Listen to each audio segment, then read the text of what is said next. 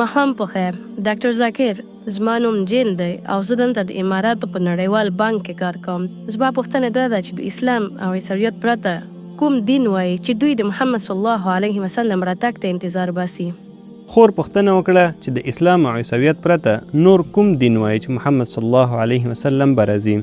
خورې د اسلام او عیسویت پرته ډیری کټول نوي هغه دینونه چې د اسلام مخکې راغلي د وروستي پیغمبر محمد صلی الله علیه وسلم د راتګ وړاندوینه کوي. ما د عیسویت ترڅنګ د نړۍ په مختلفو دینی کتابونو کې د محمد صلی الله علیه وسلم په اړه خبرې کړې دي. تاسو د یهودیت په کتابونو کې هم د محمد صلی الله علیه وسلم په اړه داسې څه پیدا کولی شئ چې وایي چې محمد صلی الله علیه وسلم راځي. دا د تثنیې په کتاب کې 18 څپرکی او 18 آیات کې د پیغمبر محمد صلی الله علیه وسلم په اړه ذکر شوی دی. د تثنیې په کتاب 18 څپرکی 19 آیات کې، د یسعیا په 19 څپرکی 12 آیات کې او د سلیمان په سندرو کې د 15 څپرکی 14 آیات کې ذکر شوی دی. دا پخوانی عهدنامه ده. په نوې عهدنامه یعنی عیسویت کې دا د یوحنا په انجیل 14 څپرکی 14 آیات کې، د یوحنا 15 څپرکی 20 آیات 14 څپرکی 9 آیات او 12 څخه تر 14 آیاتونو کې ذکر شوی دی. په پخوانی او نوې عهدنامه کې ډیری آیاتونه شته چې د محمد صلی الله علیه وسلم د راتګ وړاندوینه کوي.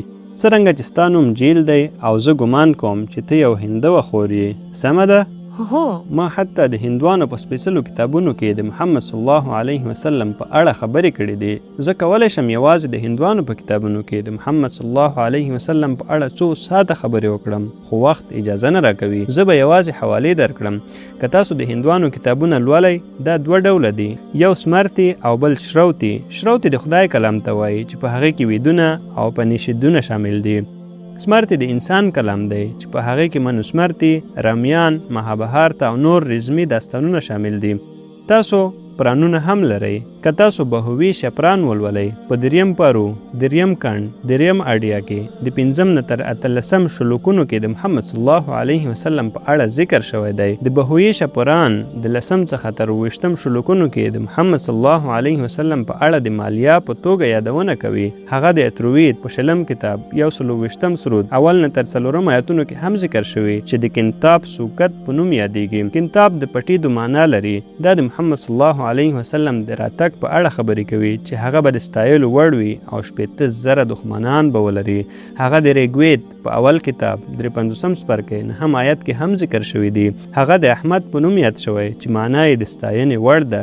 زه کولی شم د هندوانو په کتابونو کې د محمد صلی الله علیه وسلم د ذکر شویو حوالو په اړه تر ډیره خبرې وکړم.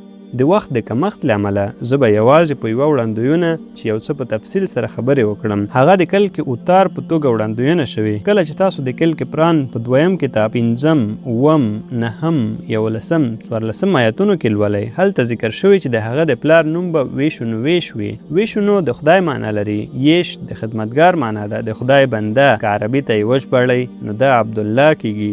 د محمد صلی الله علیه وسلم د پلار نوم عبدالله و. د هغه د مور نوم به سماتي وي. سماتي د سکون او سولې معنا لري. که عربی ته یې وژباړئ نو دا آمینه کیږي. د محمد صلی الله علیه وسلم د مور نوم آمینه و. ویل شوی چې هغه په سمبهاله نومي ښار کې زیږیږي. سمبهاله د سولې او سکون د ځای معنا لري، یعنی مکه.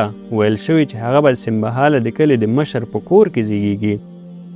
هغه د قریشو په کور کې زیږیدلی دی. هغه به د ټول انسانیت لپاره ښوونکی وي. موږ پوهیږو چې محمد صلی الله علیه وسلم د ټول انسانیت لپاره د رحمت په توګه رالیږل شوی دی.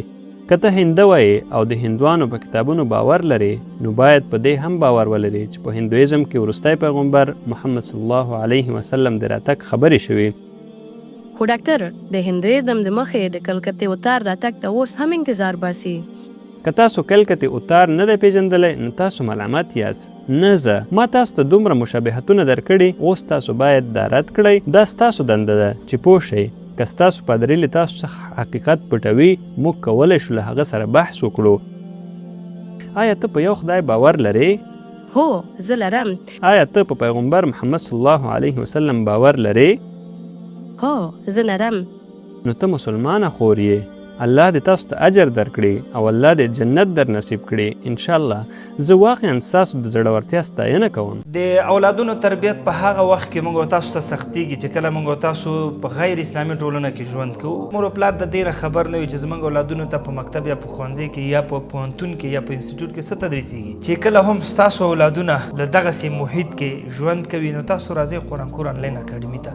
دلته به د قرآن کور آنلاین اکاډمي درسي مواد، کریکولم، هر څه په دغه ویب سایټ کې تاسو اول مطالعه ان شاء الله اولادونه به داسې درته روزو څنګه چې په مکتب یا ښوونځي کې هغوی سره کوشش کېږي همداسې به په دغه اسلامي اکاډمي کې موږ هم داسې کوشش ورسره کوو تر څو پورې دغه زموږ او ستاسو اولادونه داسې وروزو چې په آینده کې موږ تاسو د ملامتیا ګوته ځان ته ونه نیسو. همدا اوس په دغه نمبر موږ سره اړیکه کې شئ. انشاءالله ستاسو اولادونه به داسې تربیه کوو چې تاسو به خوشحاله